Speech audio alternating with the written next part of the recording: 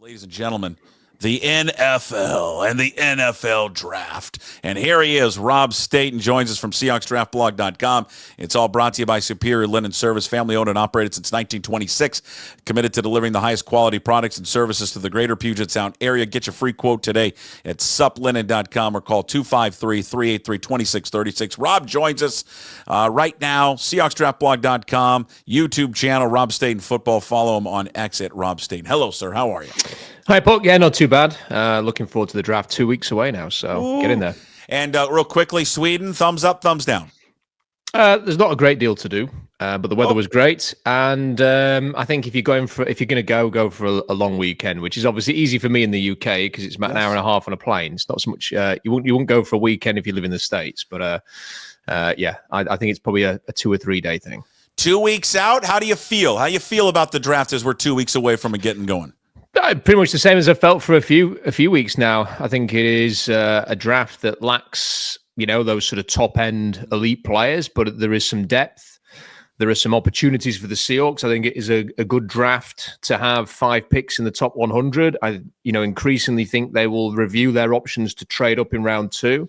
If they see a player or players that they like in that sort of 33 to 40 range, do they sacrifice one of their picks to move up and go and get somebody? And they've done this before, in round 2, they went and got Jaron Reed. They went and got DK Metcalf. They went and got Tyler Lockett in round 3. So those day 2 trades up is something they've done before to go and get somebody. So I do wonder a little bit whether, they take someone at 18, best player available, and then in round 2, maybe they move up a few spots from 50 to go and target an individual in particular. Let's say they do end up pulling off that trade. You got a sense of who they would target? How about for you? Who do you think? Who would you want if they moved up? Wow. I mean that. I know that's a loaded question. There's about 20 players. I think the players that they might do it for are potentially Elijah Arroyo, the tight end from Miami, possibly Mason Taylor, who's having an official visit with the team, the LSU tight end, possibly one of these defensive tackles, maybe somebody who can fill the void that Hankins has left because he hasn't re-signed. So that could be a Kenneth Grant, somebody like that. Maybe a quarterback, maybe an offensive lineman. It really depends who is there. But I genuinely believe that there is I think between 30 and, I'm just looking at the board now, 30 and about 45, and then there is a shelf and a slight dip in talent. So I think moving up from 50 wouldn't be the worst thing. One thing that I talked with Danny Kelly, who joins me on Tuesdays from The Ringer, and we got a discussion, and I think I asked him, and I've probably asked you a similar question before. What would surprise you at 18, or what would not anger you, but like frustrate you at 18? And his answer was, what would surprise him and frustrate him, but he would learn to deal with it. It just the instant that it happened, he would be frustrated by him. Was at 18 if they were to select someone like Jackson Dart. Now he said, all right, I would be frustrated. It would be my initial reaction. I would then take a step back, pause, and then try to some way rationalize it. Which I then told Dan, he's like, that's the best way to tackle anything in life, in sports in particular. Is you overreact and then you hit reverse and go, okay, maybe let me rethink it. I'll ask you a similar question. What would maybe surprise you or frustrate you? Would that be one? Would Jackson Dart be a surprise or a frustration to you? It wouldn't be a surprise because I do think it's an option, And also, it wouldn't frustrate me because I think John Schneider has shown that he's very patient with quarterbacks. So if he decides this guy's a top 20 pick for us, I'd be excited more than frustrated. I'd think, wow, I'm now interested to see what this guy can do. I think that would create such a problematic dynamic, though, with the team, because then, the countdown for Jackson Dart to start, it's like I'm rhyming now, would be the day after he's been selected, it would be Sam Darnold is on a short leash and Jackson Dart comes in. And I just think that would be so difficult to manage for a second-year head coach. It'd be difficult for Sam Darnold to have to handle that, maybe even for Jackson Dart. So I'm not a huge fan of it, but if John Schneider thinks that Dart's good enough, then there's that.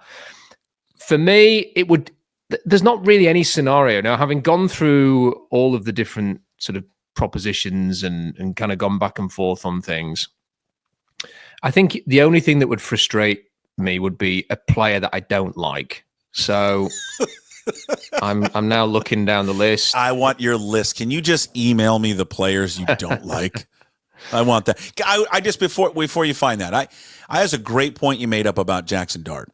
And something I actually didn't even really think about initially was, what would the reaction inside the locker room be? What would the reaction really with Sam Darnold be? I mean, we are in a business. It's a profession. I think all these guys understand that. But, from Sam Darnold's perspective, hey, I came here. You've committed to me. And now all of a sudden you're just drafting my replacement. Similar. Now, they didn't commit as much money as the Falcons did, and ultimately the Falcons are going to make the right decision with selecting Michael Penix. But there was that immediate pressure right away that, hey, if he slips up, we're going to go right to Michael Penix.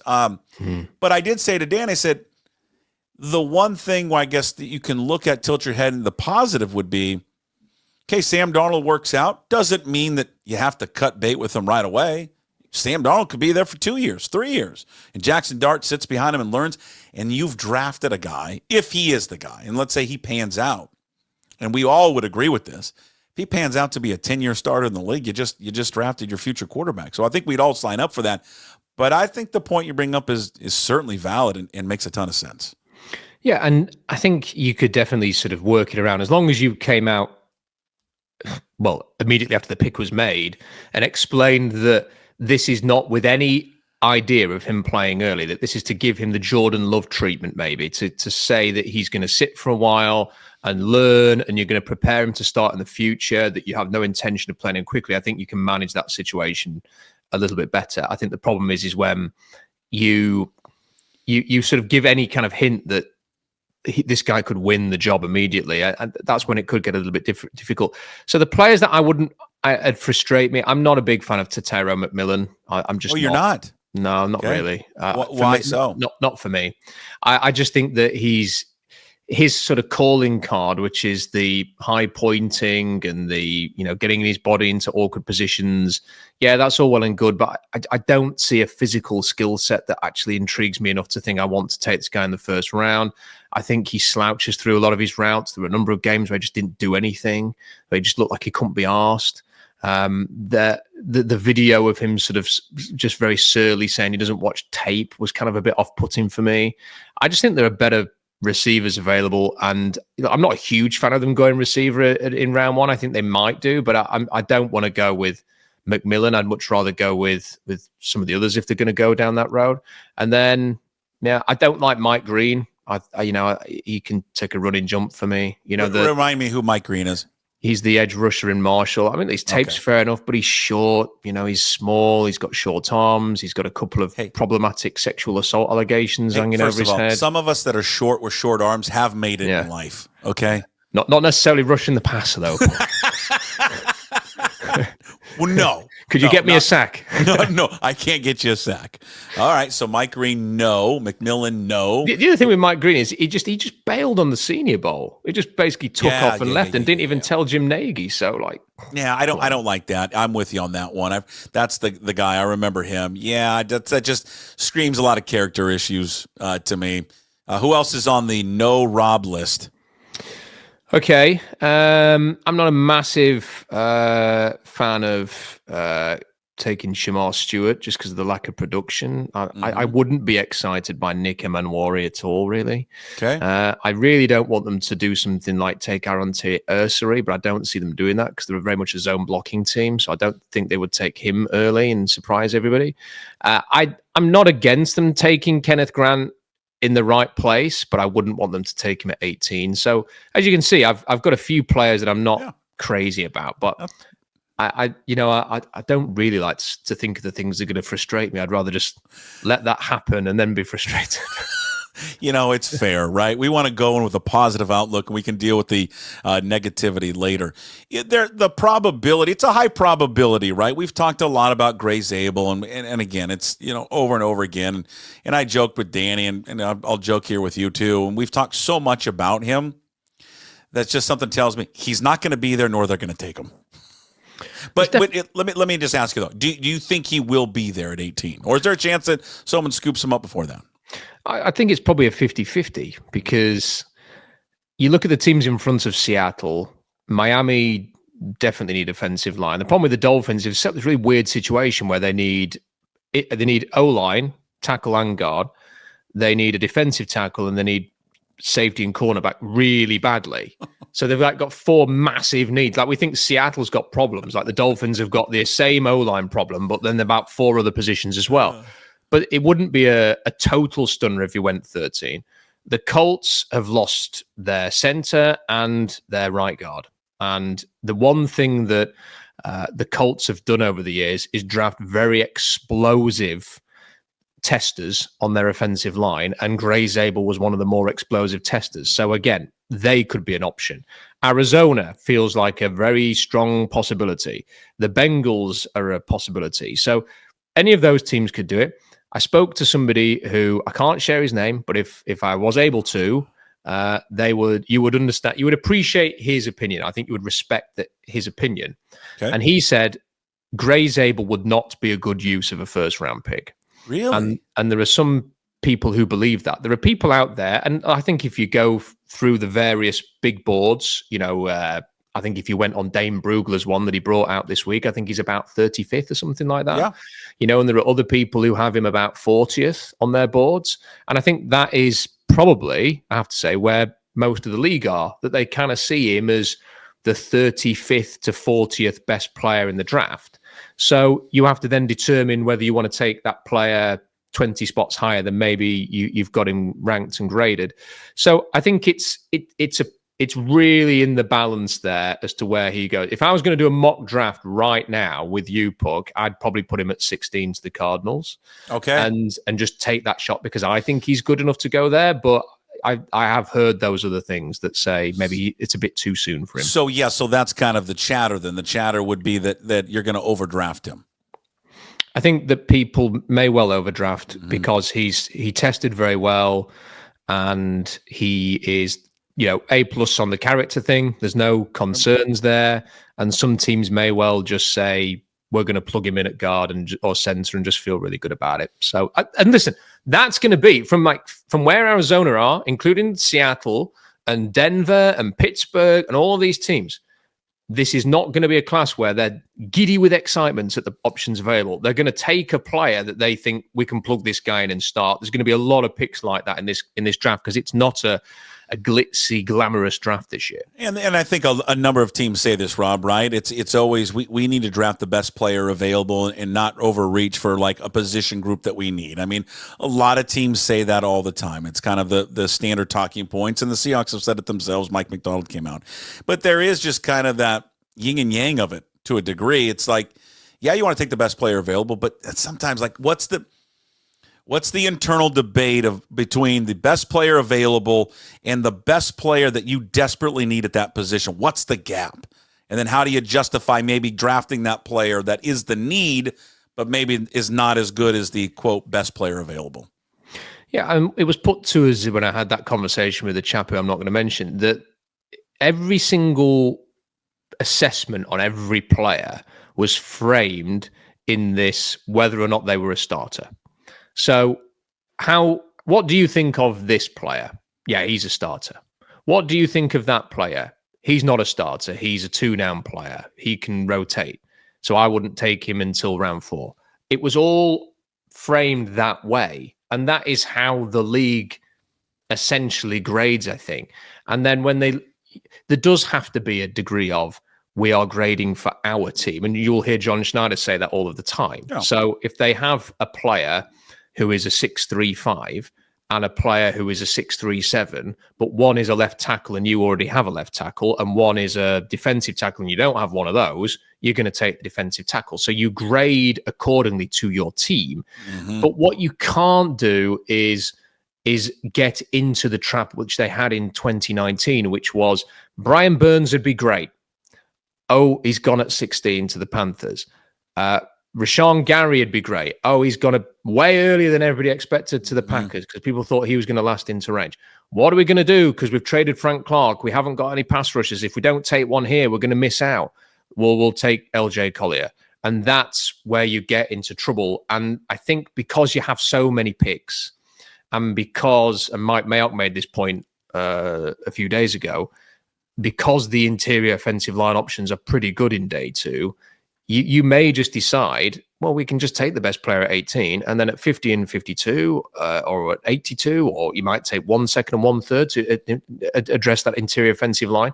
And you might actually feel really good about that.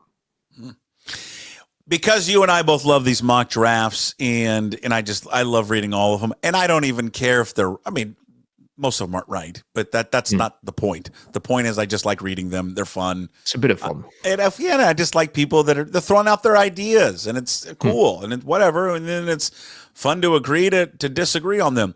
You posted up on your website, and again, one of the best websites ever. Go check it out, SeahawksDraftBlog.com. Rob does such just incredible work, so much detail in it, and of course, also Rob Staton Football there on YouTube. Chad Reuter's mock draft from NFL.com, and round one. You look at this initially, and people will see it and go, "Oh my God!" But okay, it's fine. It's a mock draft. He's got the Seahawks taking the local kid, Emeka Obuku, who's from Steilacoom, Ohio State kid in round one, and then in round two, he has the Seahawks trading up 15 spots, going from 50 to 35. To acquire Texas quarterback Quinn Ewers. And we've talked a lot about Quinn Ewers. And then in round two, this other round, second round pick, he's got the cornerback from East Carolina, Siobhan Revel Jr., and then third round, Cameron Williams, finally an offensive lineman. So they wait till third round to get Cameron Williams, the offensive lineman. Give me your thought on that mock draft in those first two picks. Well, as someone who had previously mocked Egbuka to Seattle, I do think that is a possibility. Egbuka fits everything that they look for in a person and a player physically. He's the complete package. If you were going to say, what does a Seahawk look like? I would present you a picture of Emeka Egbuka. That's it. And people will say, oh, he's a slot only. Well, if I made this point at another show a few days ago. If I was Ryan Day and I had Jeremiah Smith 1 year and then Marvin Harrison Jr. the year before that and Garrett Wilson and Jackson Smith and Jigba, I probably would put them outside and then have Egbuka in the slot as well. That's how you get the best out of those players. He can play outside. So I think I said this to you last week. I think that people should ready themselves for the possibility that Egbuka is Seattle's pick. He won't be the only option for them. They may just think, yeah, he's perfect for us in every way, but the fact he's like our 28th graded player, so we're not going to take him. But if he was graded in, like where Daniel Jeremiah says 17th or Mel Kiper 18th, they may take him. So that's the first thought on that. With Quinn Ewers, we talked so much about Ewers. I think he is one of the big stories of the draft because he is somebody who I can imagine someone taking him round 2, but he's also somebody I can imagine lasting to round 4. He is somebody who probably has as big a vast range to go in this draft as anybody. He is, he was supposed to be the next big thing when he was in high school. He was going to be a Trevor Lawrence type player who goes first overall. He was going to be this unbelievable talent, and he showed it in flashes. And on the road for Texas, he played very well. And then there were some big games at home where he looked awful.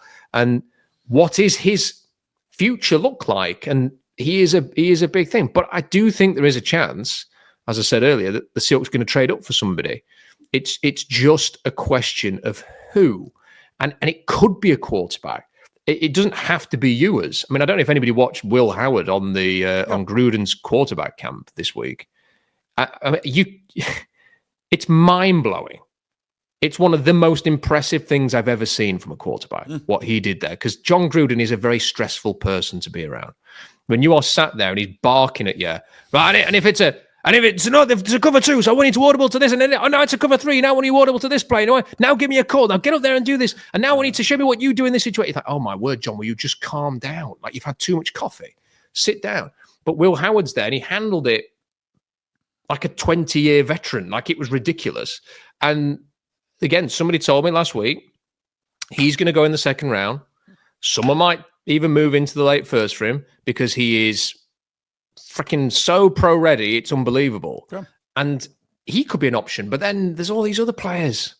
There's all these other players at different positions who they could take as well. So I do think they potentially will trade up, and it could be Quinn Ewers. And then you mentioned Savon Ravel, who if they draft him, that is going to drive everyone nuts because his name is spelt Chavon, but is pronounced Savon. I mean, I don't know why the H is there, but it is. I don't know. Odd. I like Ravel Jr. a lot. He's a perfect fit. He's so technically, he's very intelligent player. Listening to him speak is superb. Physical corner. Okay. He's like the opposite of Reek Woolen. And in his application and preparation and his aggressiveness and his physicality is all top notch. So I'd be very happy with that. And then the thing that I think interesting about this mock was that they then had the Seahawks waiting until round 3 and round 4 for offensive linemen, which I don't know if they're going to do that. I don't think they dare wait till round 3 to take an offensive lineman. Part of me wonders whether, at least by the end of round 2, they might have to take one. But I can see a situation where 82 is a lineman and that's their first lineman. Okay. Well, there'll be people walking down to protest if they wait to the 3rd round to grab offensive linemen. They'll just be outside the facility. But that's what makes it fun. That makes all of it fun. Again, Rob Staton with us every week. It's all brought to you by Superior Linen Service. Big thanks to John and the crew over there. Family owned and operated since 1926. Committed to delivering the highest quality products and the service to the greater Puget Sound area. Get your free quote today, suplinen.com. Give them a call, 253-383-2636. Read all of Rob's work up at SeahawksDraftBlog.com. There is so much there. It would take me the rest of the show to promote every piece of work he's got up there. Trust me when I say no one has more work or greater detail than this guy up at SeahawksDraftBlog.com. And, of course, all of his video work up on YouTube. Just search Rob Staton Football. Thank you, as always, and we will talk to you next week, Rob. Okay, see you next week.